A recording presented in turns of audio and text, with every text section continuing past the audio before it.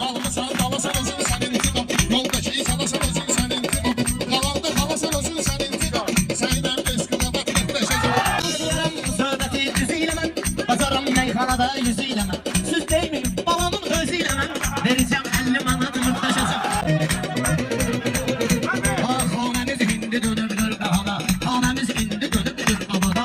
Baxasam məndəki arzuq murada, o 50 manatı vergi mən rəşada. Məndə yüzlüydü rahat mırtlaşacağım. Şair Allah veribdir beyin sənə, mən bunu tərif edim neyin sənə. Çəkdirib bir də bomba şeyin sənə, çəkdirib şamaxının zor şeyin sənə. Diyeceğim yat bala yat mırtlaşacağım. Sözlerim kelmemi təsvirlərimdə. Mükəmməl söz ahidlərimdə. Mən intikam kimi şahidlərimdə.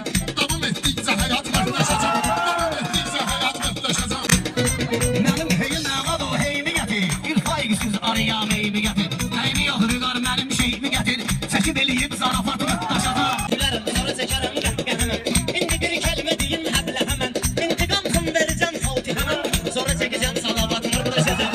Sonra çəkəcəm salavat mırtlaşacağım. Kenara boş arzum iyyət eyliyə. Bir olma olsun ziyafət eyliyə. Gəl intiqamı mətanət eyliyə.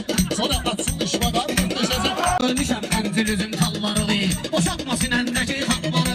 Mən Reşad soyundurub şalvarını, geydirib sonra xalat mırtlaşacağım.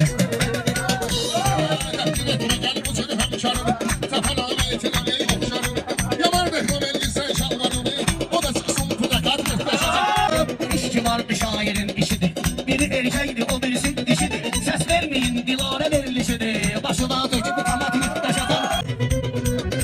Britaniya durub Zeyma, yoxsa ki Ruslu deyirlər Dima. İntiqam zordur bir kol tema, İntiqam bombadır bir kol tema. Bunu eləyib skaçat mırtlaşacağım, bunu eləyib skaçat mırtlaşacağım.